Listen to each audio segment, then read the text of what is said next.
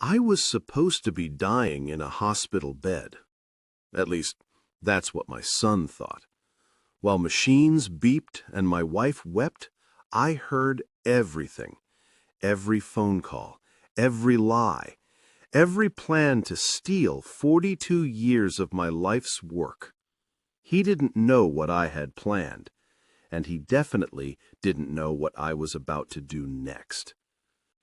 Before we continue, please subscribe to the channel and write in the comments section where you're watching from, so I'll know how far my story has gone.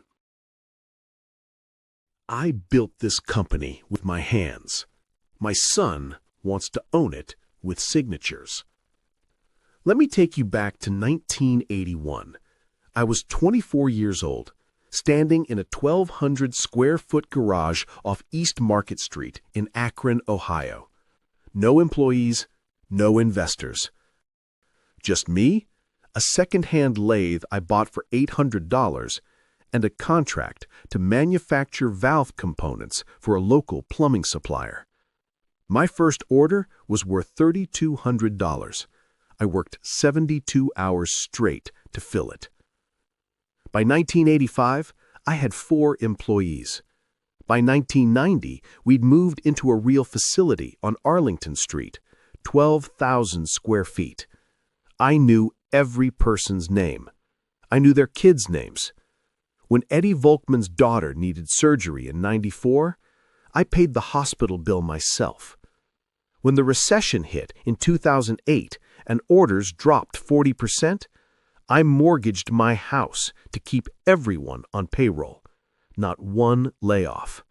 Not one. Hastings Manufacturing wasn't just a business. It was a promise. Work hard, treat people right, and build something that lasts. By 2020, we had 183 employees, an annual revenue pushing $47 million. We weren't flashy. We made precision components for industrial machinery, boring to most people, essential to the ones who need it. Our clients trusted us because we delivered every time. I started an employee profit-sharing plan in 2015.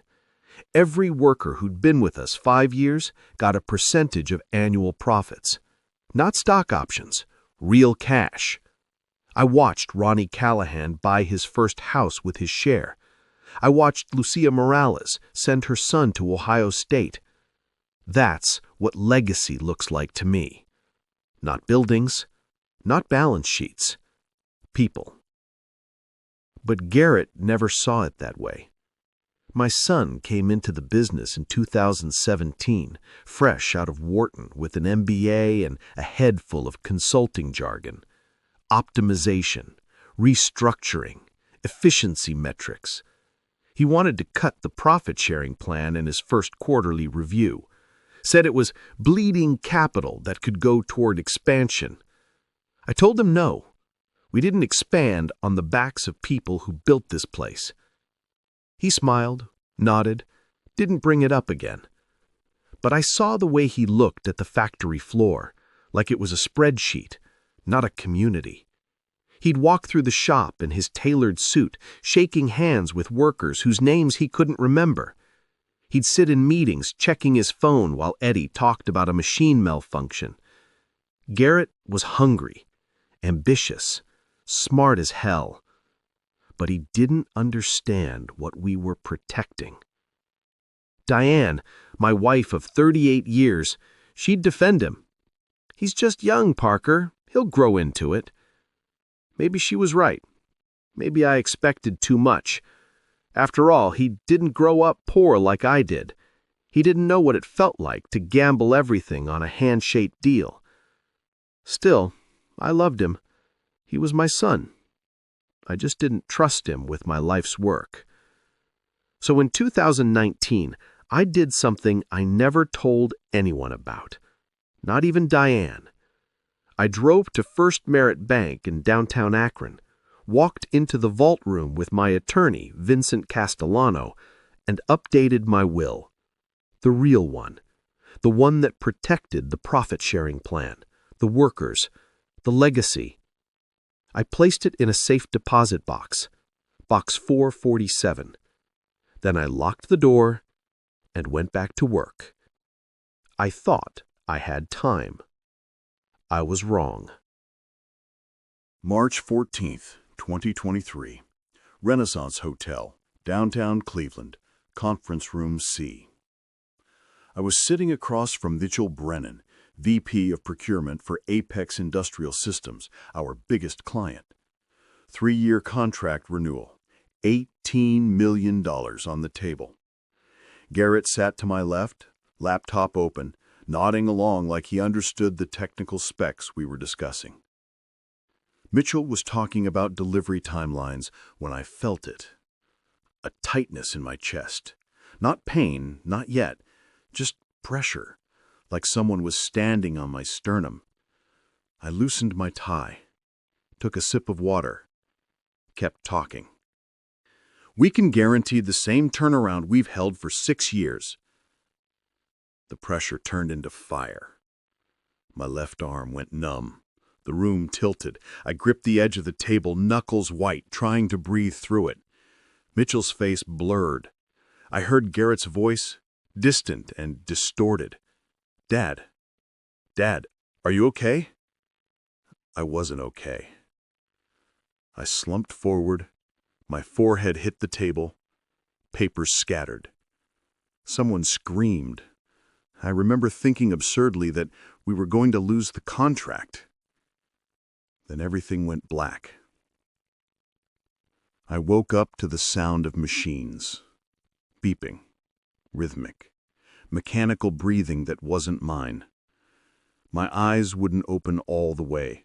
Just slits, heavy and sticky. Fluorescent lights. White ceiling tiles. The sterile smell of disinfectant and something metallic. St. Vincent Hospital. ICU. Diane's voice, broken and desperate. Please, God, please. She was holding my hand. Her grip was trembling. I wanted to squeeze back, to tell her I was still here, but my body wouldn't respond. A ventilator tube down my throat. Wires taped to my chest. My heartbeat reduced to a green line bouncing across a monitor. I heard footsteps. A doctor's voice. Calm. Clinical. Mrs. Hastings? His vitals are stable for now, but the next 72 hours are critical. The damage to his heart was significant. We're doing everything we can. Diane sobbed. Garrett's voice came next. Quieter. Controlled. What are we looking at? Best case? Worst case? The doctor hesitated. Best case, he wakes up in a few days with full cognitive function. Worst case, we prepare for the possibility that he won't wake up at all. Silence. I wanted to scream. I wanted to sit up and tell them I was fine, that I just needed rest, that I wasn't going anywhere. But my body was a prison. I could hear, I could think, but I couldn't move. Garrett stepped closer. I felt his hand on my shoulder. Gentle, almost tender. He said softly, "We'll get through this, Dad. I'll take care of everything." Something in his tone made my stomach drop. Not grief, not fear. Relief. The monitor beeped steadily in the silence. Diane cried. Garrett stood beside me, phone already in his hand. And I realized, lying there, paralyzed and voiceless, that my son wasn't praying for me to wake up. He was waiting for me to die. Day 2, March 16th, 2023. I wasn't unconscious. I was trapped. My body was a shell, heavy, unresponsive, pinned to the hospital bed by invisible weights, but my mind? Crystal clear. I could hear every word, every footstep, every beep of the monitors tracking what was left of my failing heart. Diane had gone home to shower. Garrett was in the hallway, voice muffled through the door, talking on his phone. I strained to hear. "Probate could take months. We need to act fast." "Yeah? Yeah, I know. Just get the paperwork ready." Paperwork? My pulse quickened. The heart monitor beeped faster. A nurse poked her head in, checked the screen, adjusted something on my IV drip. She left. The door opened again. Different footsteps. Deliberate. Measured. Dr. Raymond Kellerman, my cardiologist. 62 years old, silver hair, steady hands. He'd treated me for high blood pressure since 2018. I trusted him. He stood beside my bed. Silence. Then quietly, "Parker, if you can hear me, don't try to move. Just listen." My chest tightened. "Your vitals are stable," he continued, voice low. "The damage to your heart was real, but not as catastrophic as we initially feared. You should be regaining consciousness naturally within the next 12 to 24 hours. Relief flooded through me. I wasn't dying. Then he said something that changed everything. "But I've been monitoring your brain activity. You're already awake, aren't you?" My breath caught, or would have if I were breathing on my own. Dr. Kellerman leaned closer. "Your EEG shows awareness, cognitive function. You're hearing me right now." He paused. "I've been doing this for 30 years, Parker. I've seen locked-in syndrome. I've seen patients trapped in their own bodies, screaming silently while families make decisions around them." He adjusted the ventilator tube, his hand resting briefly on my shoulder. "I don't know what's happening in your family, but I've watched your son in this room. I've listened to his phone calls, and I need to ask you something." Silence. "If you want time to see what's really going on before anyone knows you're awake, I can give you that time. I can keep the sedation protocol active. Medically, you'd still be in a medically induced coma, but you'd be conscious, observing." My heart monitor spiked. "Blink once, if you understand." I focused every ounce of will into my eyelids. Once. Slow. Deliberate. Dr. Kellerman exhaled. "Good. Now blink twice if you want me to wake you up today. Once if you want to wait." I didn't hesitate. One blink. He nodded grimly. I thought so. He stepped back, checked the monitors, made a note on his tablet. "I'll adjust the sedation drip to keep you stable, but aware. As far as anyone else knows, you're still under. You'll have maybe 72 hours before it becomes medically questionable to keep you sedated this long." 72 hours. 3 days to watch, to listen, to understand what my son was planning. Dr. Kellerman moved toward the door, then stopped. "Parker, I hope I'm wrong about this. I really do." He left. The room fell silent except for the ventilator's rhythmic hiss and the steady beep of my heart. I lay there, eyes closed, mind racing. I'd built a company on trust, on loyalty, on the belief that people, especially family, would do the right thing when it mattered most. But intuition is a hell of a thing, and mine was screaming. So I waited, and I listened. Day 3, March 17th, 2023, 9:47 p.m. Diane had kissed my forehead and left for the night. The ICU was quiet, just the hum of machines and distant footsteps in the hallway. I'd been lying here for hours, drifting in and out of a strange half-sleep, when I heard the door click open. Garrett. He didn't come to my bedside. He stood near the window, backlit by the glow of downtown Cleveland. His phone was pressed to his ear. "It's me," he said quietly. "Yeah, she just left. I've got maybe 20 minutes. Silence as he listened. "Mallory, I don't care how you do it. I need that will drafted and backdated to January. If probate gets involved before we have control, this whole thing falls apart." Mallory? I didn't know any attorney named Mallory. Garrett paced. His reflection moved across the dark window like a ghost. "The original will splits everything. 94% goes into some employee profit-sharing trust, and the rest gets carved up between charities and Mom. It's insane. He built a $47 million company and basically gave it away to factory workers." My chest tightened. The heart monitor beeped faster.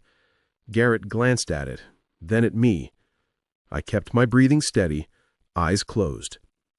He turned back to the window. "We're redoing the whole thing," he continued. "I want 70% controlling stake. Mom gets 25%. The remaining 5% can stay in a token profit-sharing structure so it doesn't look suspicious. But the real distributions, gone. The charitable trusts, gone. All of it." Mallory must have asked a question, but Garrett's tone shifted, colder, sharper. "Listen to me. This company is worth $47 million right now, but it's stagnant.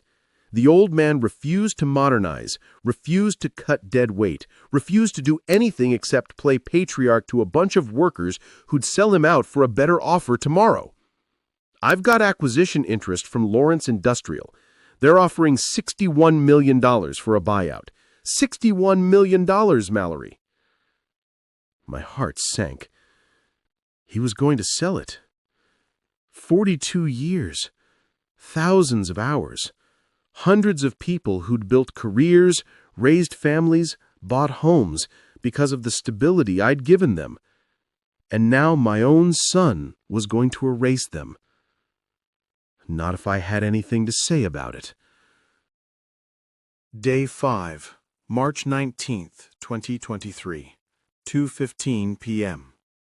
Garrett arrived at the hospital with a leather messenger bag and a confidence that made my stomach turn. Diane was sitting in the chair beside my bed, reading aloud from the Akron Beacon Journal. Something about the Cavs' playoff chances. She thought I couldn't hear her. She thought it brought me comfort. Garrett kissed her cheek. "Hey, Mom, how's you doing?" "Same," Diane said quietly. Her voice was raw from crying.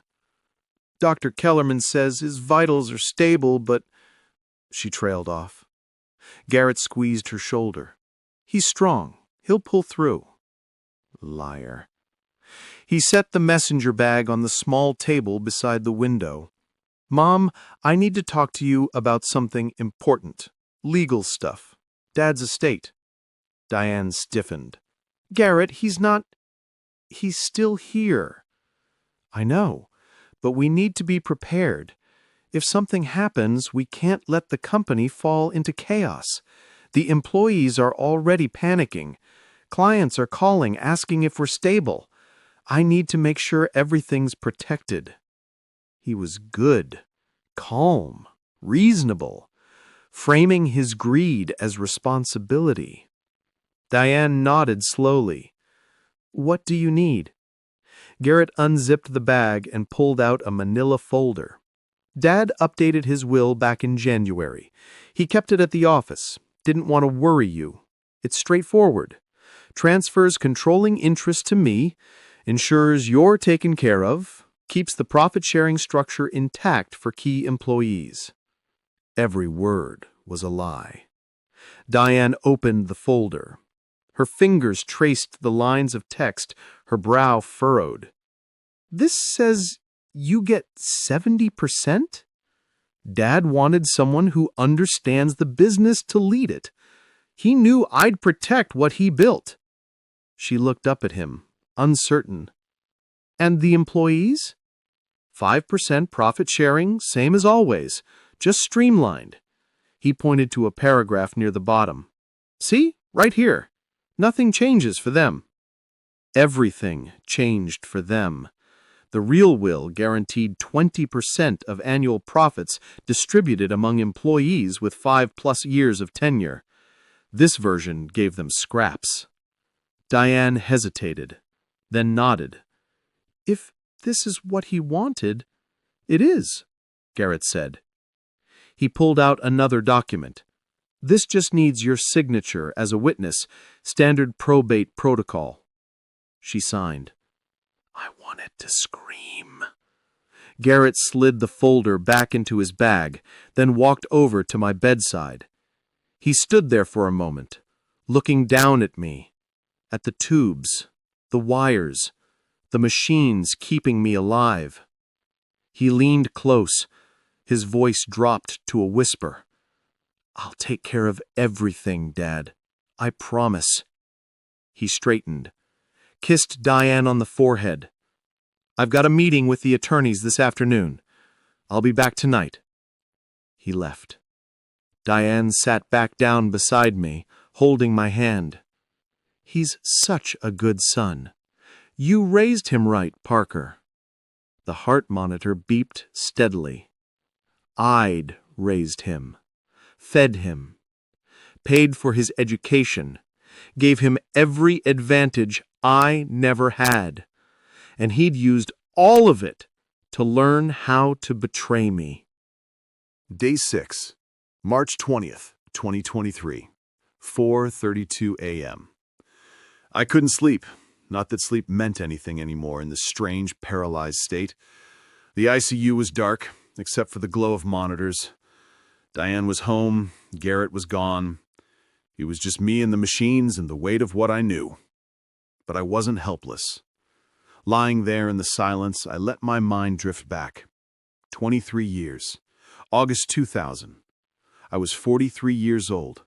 Hastings Manufacturing had just crossed $8 million in annual revenue. We'd survived Y2K, survived the dot-com crash, and I was starting to think about legacy. Not death, I wasn't morbid, but what would happen if something ever went wrong? So I called Vincent Castellano. Vincent was an estate attorney out of Akron. Old school, meticulous, the kind of lawyer who still wore three-piece suits and kept handwritten notes in leather binders. We'd met through a mutual friend at the Rotary Club. I trusted him. I need to set up a will, I told him over lunch at the Lockview. Something ironclad, something that can't be challenged or rewritten. Vincent leaned back, fingers steepled. You expecting a fight? I'm expecting life. And life has a way of getting complicated. He smiled. Smart man. We spent 3 months drafting it. Every detail, every contingency. The profit-sharing plan, the charitable trust for trade school scholarships, provisions to prevent hostile takeovers or forced sales. Vincent made sure it was legally bulletproofed, witnessed, notarized, filed with the probate court and sealed records. But I didn't want it sitting in some filing cabinet where anyone could access it. So on November 14th, 2000, I walked into First Merit Bank on South Main Street. The bank manager, a woman named Claudia Brennan, led me down to the vault, a cold, fluorescent-lit room with rows of steel boxes embedded in the walls. Box 447. I slid the envelope inside.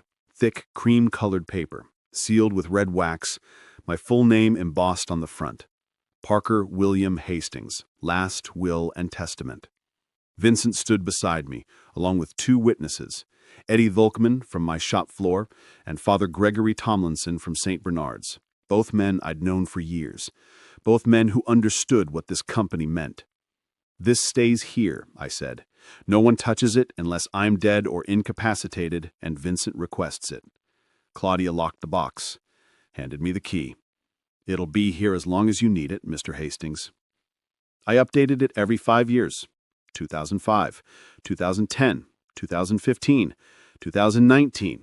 Each time the same ritual. Vincent, 2 witnesses, a trip to the vault. The only change was the numbers. Revenue grew, employee count grew, the trust fund grew. The last update was September 2022. 6 months before my heart attack. Garrett had been with the company for 5 years by then. I'd watched him, listened to him, seen the way he talked about restructuring and maximizing shareholder value. I'd seen the way he looked at balance sheets like they were scorecards, not lives. So I added one final clause, a provision that if any heir attempted to contest, alter, or forge my will, they would be automatically disinherited. Complete forfeiture, zero inheritance. Vincent had raised an eyebrow. You think it'll come to that? I hope not, I said. But hope isn't a strategy. He nodded, witnessed the signature, filed it. Box 447, First Merit Bank, downtown Akron. Lying there in the ICU, machines breathing for me, my son's betrayal fresh in my mind, I felt something I hadn't felt in days. Relief. Garrett thought he'd won. He thought the forged will would stand. He thought I'd never wake up to stop him. But he'd forgotten something. I'd spent 42 years building a company on preparation, on planning, on thinking 3 steps ahead. And I'd been preparing for this moment since the day he was born. The reckoning was coming. He just didn't know it yet. Day 7, March 21st, 2023, 6:18 a.m. I'd heard enough. The ventilator hissed, the monitors beeped. Pale morning light filtered through the hospital blinds. Diane wouldn't arrive until 9. Garrett had texted her last night saying he had early meetings at the factory, probably coordinating the sale to Lawrence Industrials. I had a window. I focused on my right hand. Fingers. Move. For 6 days, I'd been paralyzed by sedation and my own choice to stay hidden. But Dr. Kellerman had said my body was healing. The heart damage was real but manageable. I just needed to fight through the fog. My index finger twitched. Then my thumb. I opened my eyes, fully this time. The room swum into focus. White ceiling tiles, IV drip, the steady green line of my heartbeat on the monitor. I was alive, and I was done waiting. I reached up slowly, gripped the ventilator tube, and pulled. It came out with a sickening slide. I coughed, deep choking gasps, but I was breathing on my own. The monitor shrieked. Alarms blared. Within seconds, a nurse burst through the door. Her eyes went wide. "Mr. Hastings," I rasped. My voice was gravel. "Get Dr. Kellerman. Now." She hesitated, then ran. 2 minutes later, Dr. Kellerman walked in, calm as ever. He silenced the alarms, checked my vitals, shone a light in my eyes. "Well," he said quietly, "welcome back." I asked, "How long can you keep this quiet?" He raised an eyebrow. "Excuse me?" My recovery. How long before it's officially documented, before my family knows? Dr. Kellerman studied me. He'd been in that room when Garrett made his phone calls. He'd seen the same things I had. Finally, he nodded. 48 hours. Maybe 72 if I stretch the paperwork. Officially, you're still sedated and under observation. But Parker, what are you planning? I asked, "Justice." He sighed, pulled up a chair, sat down. "You're stable, but you're not strong. Your heart took serious damage. You need rest, medication, monitoring. If you push yourself too hard..." I've been lying in this bed for a week, listening to my son destroy everything I built. I'm not resting until I fix it. Dr. Kellerman was quiet for a long moment. Then he pulled out his tablet, made a few notes. "Officially, you're still in a medically induced coma. I'll keep the sedation protocol active in the charts. Your vitals will be monitored remotely, but if anyone asks, you haven't regained consciousness." "Thank you." He stood, paused at the door. "Parker, be careful. Whatever you're planning, your body's been through hell. Don't let revenge finish what the heart attack started. It's not revenge. It's accountability. He nodded once and left. I sat up slowly, every muscle screaming. My chest ached, my head throbbed, but my mind was clear. 48 hours. 2 days to gather evidence, contact Vincent Castellano, retrieve the real will from box 447, and prepare for the moment Garrett would realize his plan had failed. I wasn't dead, and I wasn't letting him win. March 21st, 2023, 11:47 a.m. Dr. Kellerman had arranged for a nurse named Patricia to wheel me out through the service entrance, past the loading dock, away from the main lobby where Diane or Garrett might see me. I was dressed in borrowed scrubs, a baseball cap pulled low, moving like a ghost through my own life. Patricia stopped at the curb. "You sure about this, Mr. Hastings?" "I'm sure," I said.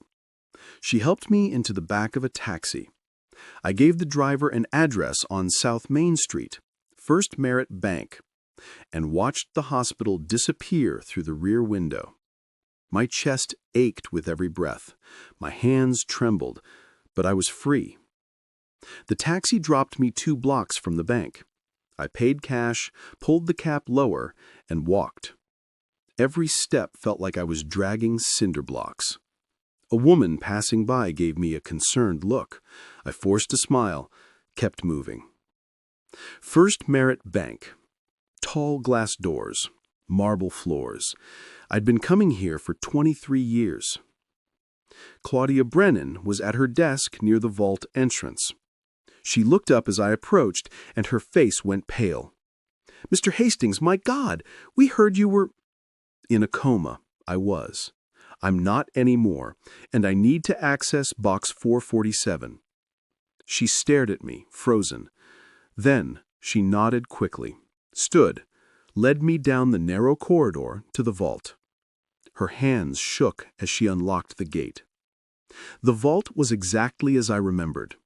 Cold, fluorescent, rows of steel boxes embedded in concrete. Claudia pulled box 447 from the wall and set it on the table and stepped back. "Take your time," she whispered. I opened the box. The envelope was there. Cream-colored paper, red wax seal. Parker William Hastings, Last Will and Testament. Dated September 14th, 2022. Witnessed by Vincent Castellano, Eddie Volkman, and Father Gregory Tomlinson. Intact. I exhaled, my vision blurred. I hadn't realized how much I'd feared it might be gone, stolen, destroyed, somehow erased, but it was here. Proof. Truth. Justice. I slid the envelope into my jacket and closed the box. "Thank you, Claudia." She nodded, tears in her eyes. "Whatever you're doing, Mr. Hastings, I hope it's worth it." "So do I." Vincent Castellano's office was 3 blocks away. I called him from a payphone outside a diner. "Vincent, it's Parker." Silence. Then, "Jesus Christ, Parker, everyone thinks you're—" "I know what everyone thinks. I need you to meet me. Now. Your office." "I'll be there in 10 minutes." Vincent's office smelled like old leather and coffee. He locked the door behind us, pulled the blinds, and sat down across from me, his face pale. "Start talking," he said. I told him everything. The heart attack, the fake coma, Garrett's phone calls, the forged will, Mallory Cho, Felix Ruiz, the planned sale to Lawrence Industrial. Vincent listened in silence, his jaw tightening with every sentence. When I finished, he leaned back in his chair, rubbed his face. "Do you have proof?" I said. "Recordings. Dr. Kellerman kept audio logs during my ICU stay for medical documentation. Garrett's phone calls are on file." Vincent nodded slowly. "That's good. That's very good." He paused, But Parker, this is nuclear. If we expose this publicly, criminal charges, media coverage, courtroom drama, it won't just ruin Garrett, it'll destroy your family. Diane will be caught in the middle. Your name, your company's reputation, everything you've built will be dragged through the mud. And if I don't expose it? I asked. If I confront him privately? He might back down, sign a settlement, walk away quietly. You keep control, the employees keep their shares, and the family stays intact. But what? I asked. But he'll get away with it, Vincent said quietly. No consequences, no accountability, just a quiet exit and a payoff.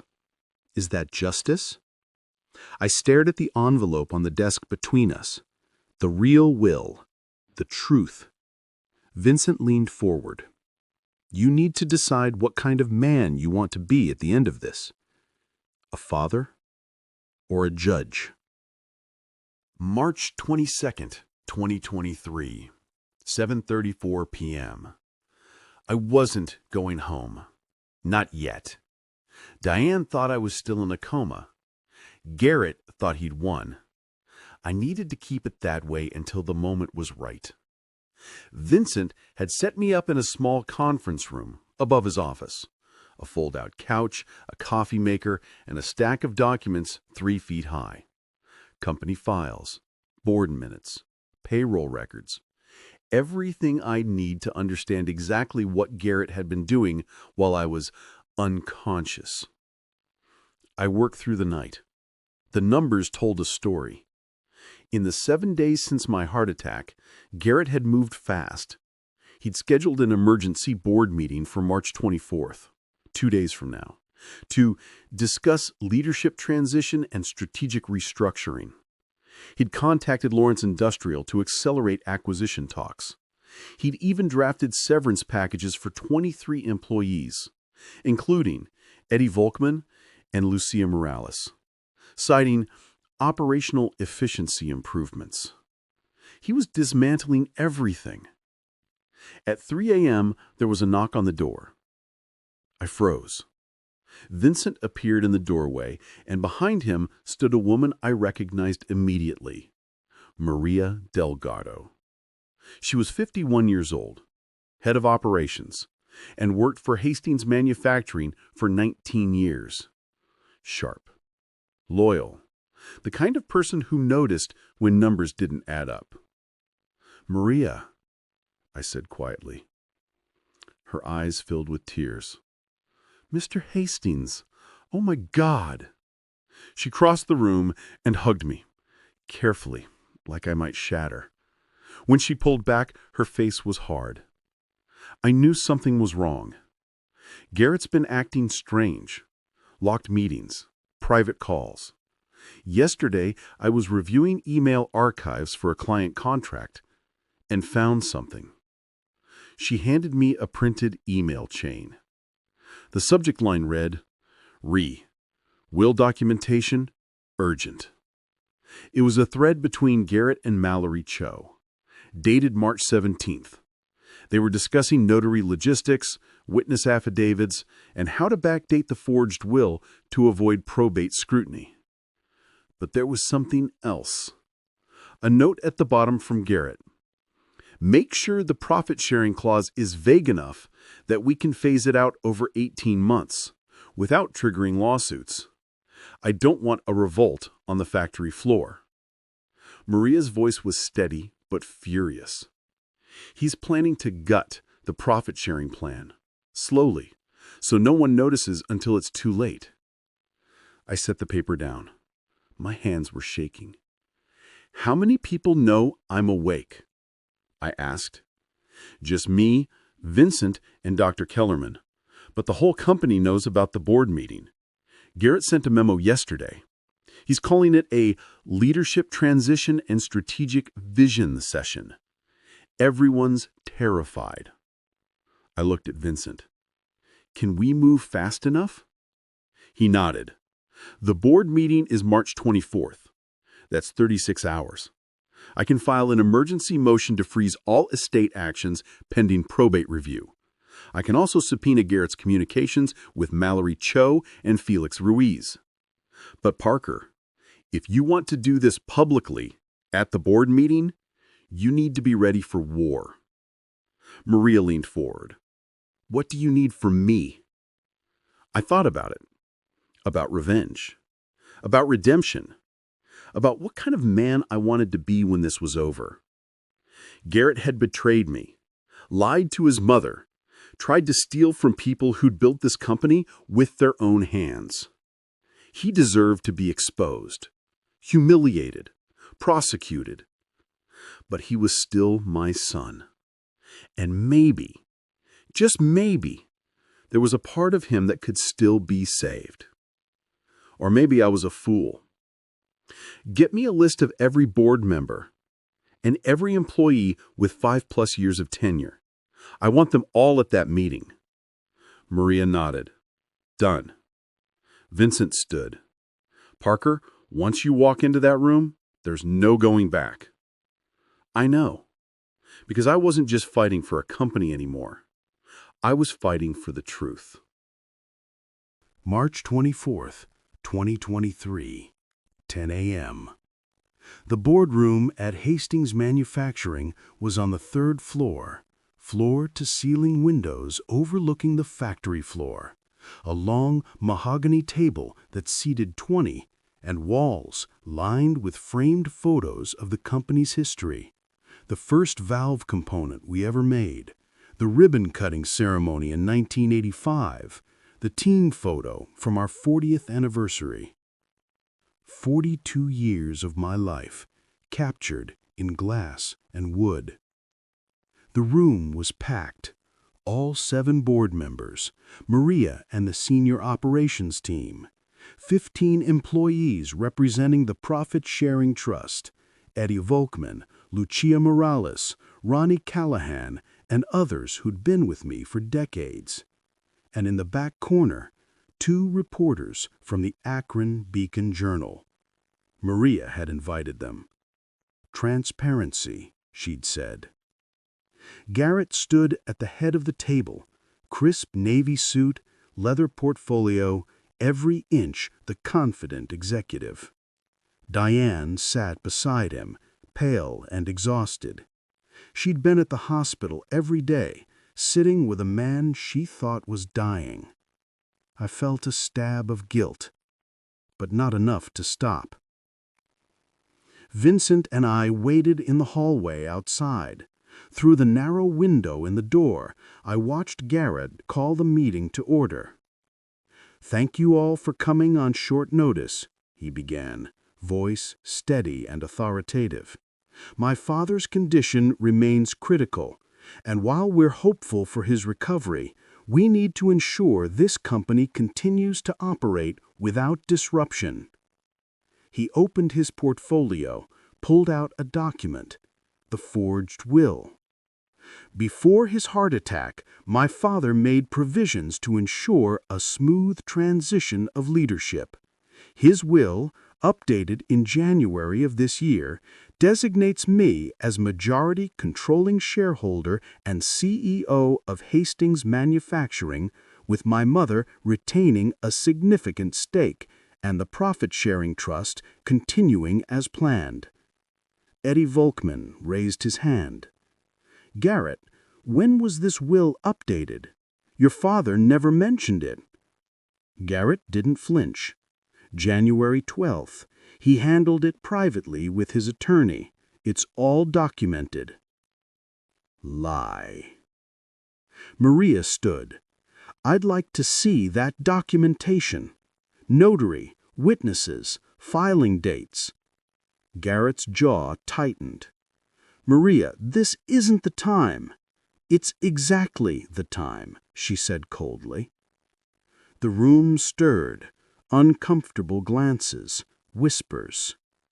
Diane reached for Garrett's hand. "Sweetheart, maybe we should wait until—" "Your father—" "Mom, we can't wait," Garrett interrupted gently. "The company needs leadership now. Dad would understand." That's when I opened the door. The room went silent. Every head turned. Every eye locked on me. I walked in slowly, gripping the back of a chair for support. My chest ached.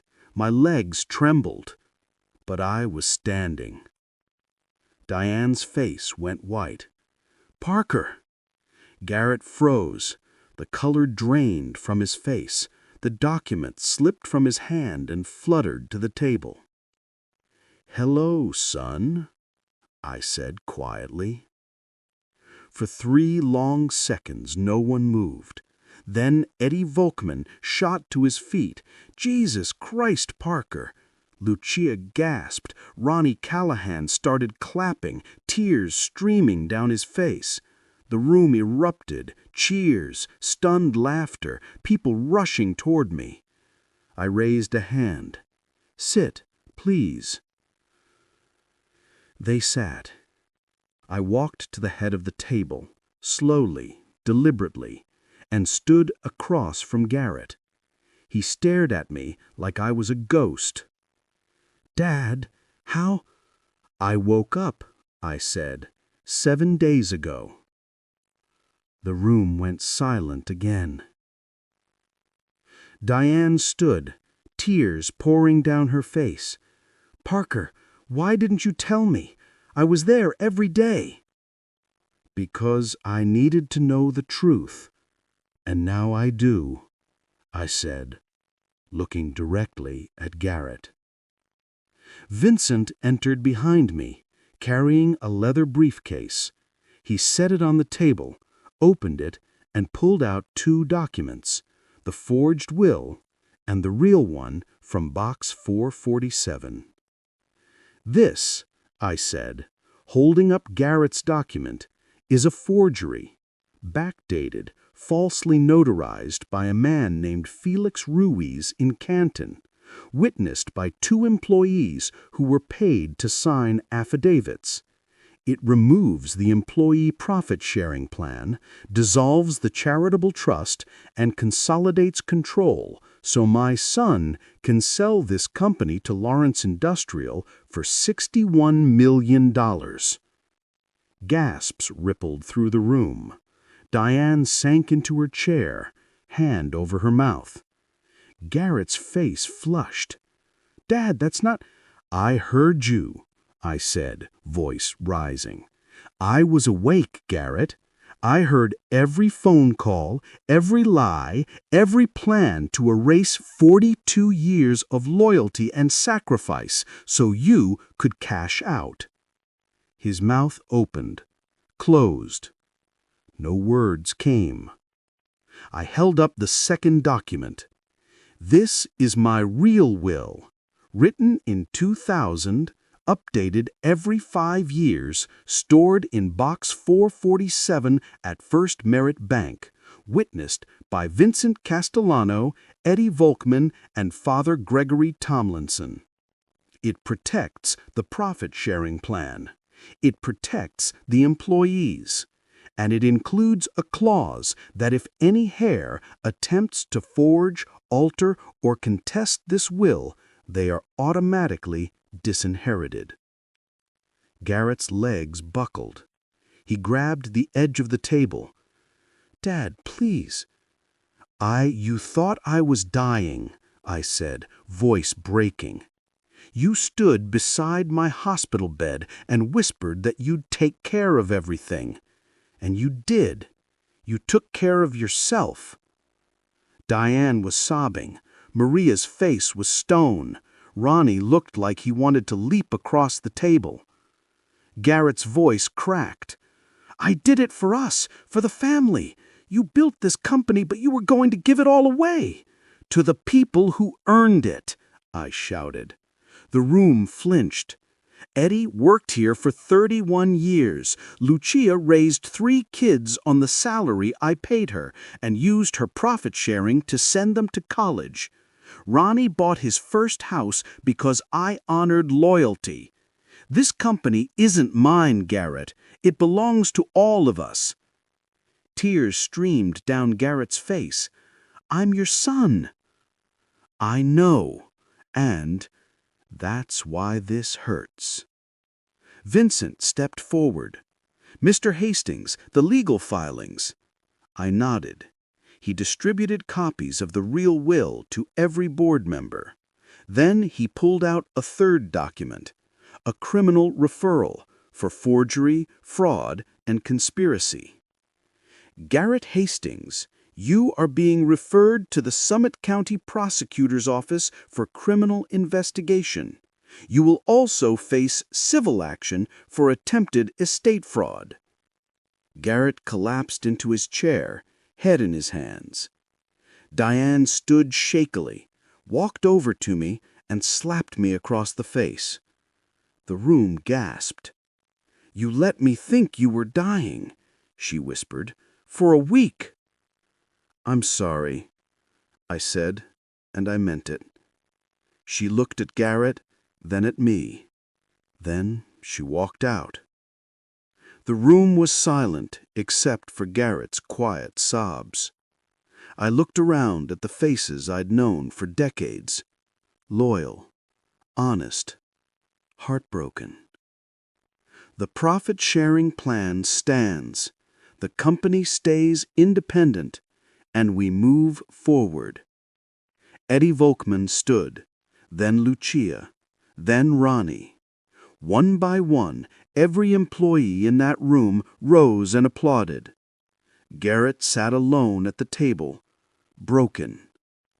And I realized something I'd been avoiding for days. I'd won. But I'd lost my son. March 25th, 2023, 8:42 a.m. The Summit County Prosecutor's Office moved fast. By noon, the day after the board meeting, 2 detectives showed up at Garrett's apartment in downtown Akron. They seized his laptop, phone records, and the forged will documents. Vincent had already provided them with Dr. Kellerman's audio logs from the ICU. Every conversation Garrett thought was private, recorded for medical documentation. By 3 p.m., Mallory Cho's law office in Canton was empty. Door locked, phones disconnected. Her assistant told investigators she'd taken an extended leave and hadn't left a forwarding address. Felix Ruiz, the notary from the UPS store, was more cooperative. He gave a full statement in exchange for immunity, admitting Garrett paid him $5,000 cash to backdate the notarization. The case was airtight. Garrett hired a criminal defense attorney, Gregory Vance out of Cleveland, expensive and aggressive, but there wasn't much to defend. The evidence was damning. Forgery, fraud, conspiracy.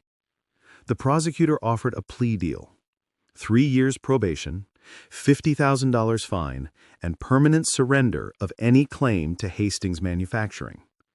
Garrett took it. He didn't have a choice. I reinstated the employee profit-sharing plan on March 26th. Maria assembled the entire workforce in the main factory hall. 183 people standing between machines that hummed with decades of accumulated work. I stood on a makeshift platform, still weak, still recovering, but present. 42 years ago, I started this company because I believed in something simple. If you work hard and treat people right, you build something that lasts. That belief hasn't changed. Eddie Volkman wiped his eyes. Lucia Morales held Ronnie Callahan's hand. The profit-sharing plan stands. Every employee with 5+ years gets their distribution. No cuts, no delays. This company belongs to all of us, and it always will. The applause was thunderous, but it felt hollow. Because when I looked out at those faces, people I'd worked beside, celebrated with, mourned with, I couldn't stop thinking about the one face that wasn't there. My son. Diane didn't come home for 3 days. She stayed at her sister's house in Cuyahoga Falls, refusing my calls. On the 4th day, she finally agreed to meet me at a diner on East Market Street, the same place Vincent and I drafted the original will 23 years ago. She sat across from me, coffee untouched, eyes red and exhausted. "You lied to me," she said, quietly. "I know. You let me sit in that hospital room, holding your hand, praying you'd wake up, and you were awake the whole time." "I had to know the truth," I said. "If I'd woken up immediately, Garrett would have stopped, covered his tracks. I needed proof." "So you sacrificed me," Diane said, voice breaking. "You made me the fool, the grieving wife who didn't know her own husband was conscious. Do you know how that feels?" I didn't have an answer. She stared out the window at the gray Akron skyline. "He's my son, Parker, our son, and you destroyed him." "He destroyed himself," I said. "I just didn't let him get away with it." "And now what?" she asked me. "You have your company, your employees, your justice, but you don't have a family." The words hit like a hammer. She stood, pulled on her coat. "I don't know if I can forgive you for this. Either of you." She left. I sat there alone, staring at my cold coffee, wondering if I'd won the battle, but lost the war. Justice felt heavy, necessary, but not victorious. April 15th, 2023. 3 weeks after the board meeting, I made the biggest decision of my career. Vincent sat across from me in my office, the same leather binder open on his desk that he'd carried for 23 years. "An ESOP," he said carefully. "Employee stock ownership plan. You're sure about this?" "I'm sure." It took 2 months to structure. Legal filings, financial audits, meetings with every department head. But by June 2023, Hastings Manufacturing officially converted to an ESOP. Every employee with 5+ years of tenure received shares in the company, real ownership, not just profit distributions. When I retired or passed away, they wouldn't just work here, they'd own it. Eddie Walkman cried when I told him, "Parker, I don't even know what to say." I said, "Say you'll keep building. That's all I've ever asked." We celebrated on the factory floor. No fancy ballroom, no catered dinner, just pizza, beer, and 183 people who'd chosen to stay when they could have left. Maria gave a speech. Lucia presented me with a plaque engraved with the names of every employee who'd been with us over 10 years. Ronnie Callahan's band played, badly, but loud and joyful. I stood in the middle of it all, watching people dance between machines that had shaped metal and lives for 4 decades, and felt something I hadn't felt in months. Peace. Not happiness, not victory, just the quiet knowledge that I'd done what I set out to do. Protect what mattered. The charitable trust was next. I doubled the funding for trade school scholarships, $200,000 annually, distributed to students in Summit County pursuing manufacturing, welding, or industrial careers. The first class of recipients was named in September. 12 kids, all from working families, all hungry to learn. One of them, a girl named Kendra Simmons from South Akron, came to tour the factory. She stood at the edge of the assembly line, eyes wide, watching a lathe operator shape a valve component with precision and care. "This is what I want to do," she said quietly. I put my hand on her shoulder. "Then you will." Because that's what legacy really is. Not what you leave behind, but who you empower to carry it forward. Diane came home in late May. Not all the way home. She moved into the guest room, kept her distance, moved through the house like we were strangers sharing space. But she came back. One night in June, she sat beside me on the back porch, watching the sunset over Akron skyline. "She calls sometimes," she said quietly. I didn't ask who. I knew. "What does he say?" "That he's sorry, that he didn't understand what he was doing, that he wants to talk to you." I stared at the horizon. Garrett had taken the plea deal, probation, a fine, no jail time. But the cost was higher than any sentence a judge could impose. His name was ruined. His career was over. And his father wouldn't speak to him. "Do you want to talk to him?" Diane asked. I thought about it. About the boy I'd raised, the man he'd become, the choices that had led us here. "I don't know," I said honestly. Diane nodded. We sat in silence. I'm 76 now. The company runs without me. Maria's the CEO, Eddie's head of operations. The ESOP is thriving. I rebuilt what Garrett tried to destroy. But some things can't be rebuilt. Late at night, when the house is quiet, I think about him. About the moment he stood in that hospital room and whispered, "I'll take care of everything, Dad." He meant it as a promise. I heard it as a threat. Maybe we were both right. Legacy isn't just what you build. It's what you're willing to lose to protect it.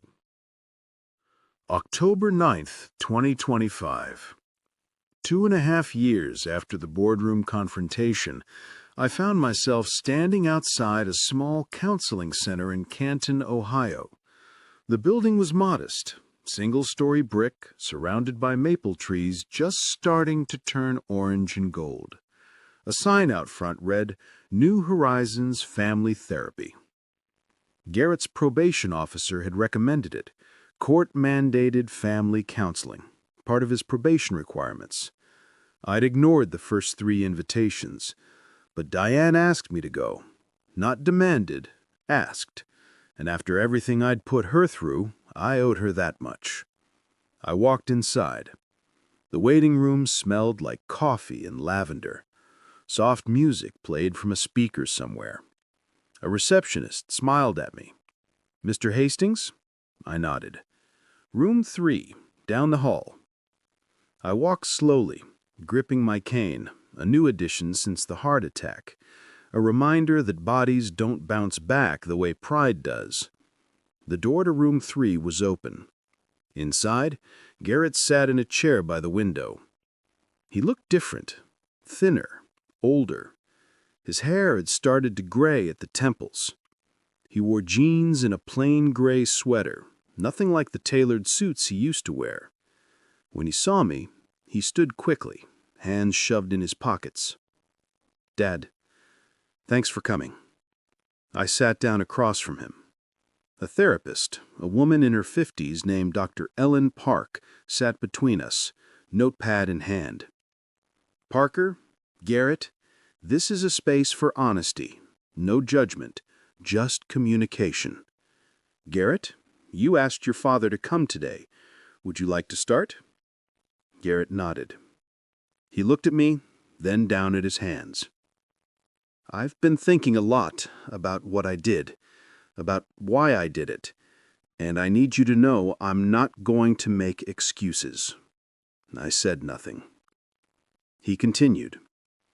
"I told myself I was protecting the company, that you were too sentimental, too old-fashioned, that you were going to let everything you built fall apart because you cared more about workers than profit. But that was a lie. The truth is, I was scared." "Scared of what?" I asked. "That I'd never be enough," he said, looking up. "You built something incredible, Dad, from nothing. And I thought the only way I could ever measure up was to own it, control it, make it mine." Tears welled in his eyes. "But I was wrong. And I'm sorry. I'm so sorry." Dr. Park handed him a tissue. He wiped his face, took a shaky breath. I sat there staring at the son I had raised, the man who'd betrayed me, and I felt something I hadn't expected. Pity. Not forgiveness, not yet, but pity. "Garrett," I said slowly, "I spent 42 years building that company, and in 7 days you tried to tear it down. You lied to your mother. You forged legal documents. You tried to sell out people who'd given their lives to that place. Do you understand the damage you caused?" "I do," he whispered. "I've had 2.5 years to understand it." I leaned forward, but here's what I don't understand. Why didn't you just talk to me? If you had ideas, if you thought the company needed to change, why didn't you come to me? Garrett's jaw clenched. "Because you never listened. Every time I suggested something, you shut me down. You acted like I was some entitled kid who didn't understand the real world. So I stopped trying." The words stung, because they were partially true. I'd been so focused on protecting what I'd built that I'd stopped hearing what he was saying. I saw ambition as greed instead of potential, and maybe, just maybe, if I'd listened, things would have been different. I said, "You're right. I didn't listen. I was so busy protecting the past that I ignored the future."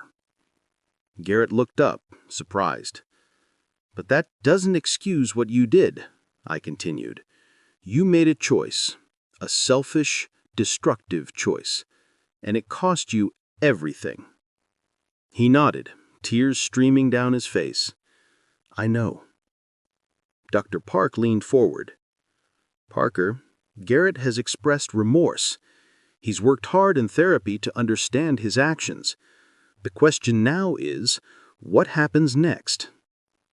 I looked at my son, at the boy I'd taught to ride a bike, to throw a baseball, to shake hands firmly and look people in the eye, at the man who'd tried to steal my life's work. "I forgive you," I said quietly. Garrett's breath hitched. "But I don't trust you, and I don't know if I ever will. Forgiveness doesn't mean forgetting. It just means I'm not going to carry the weight of your mistakes anymore." Garrett nodded, wiping his face. "That's fair." We sat in silence for a long moment. Then I stood, gripped my cane, and walked toward the door. "Dad," Garrett called. I stopped. "Thank you," he said, "for coming." I nodded once, then I left. A week later, I drove to First Merit Bank for the last time. Claudia Brennan met me at the vault entrance. "Mr. Hastings, it's good to see you." "You too, Claudia." She unlocked box 447. I opened it. The envelope was still there, the real will, the one that had saved everything. But I didn't need it anymore. The ESOP was finalized. The company was secure. The employees owned their future. I pulled the envelope out, held it for a moment, then slid it into my jacket. "Closing the box?" Claudia asked. "Yeah, I think it's time." She smiled, locked the empty box. And just like that, 45 years of planning, protecting, and fighting came to an end. I'm 76 years old now. My heart's weaker than it used to be. My hands shake. I walk with a cane. But Hastings Manufacturing is still standing. The ESOP is thriving.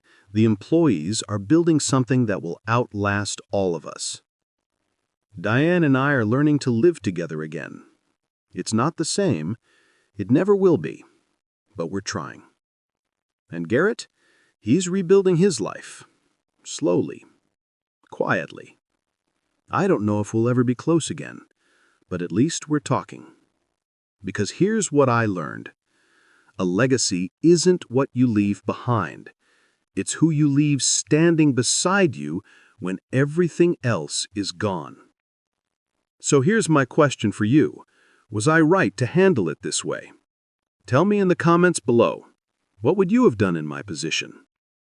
If you enjoyed this story, please hit that like button, subscribe for more real-life tales, and turn on notifications so you never miss the next one. Because trust me, there's so much more on my channel. Thank you for watching, and see you in the next life story.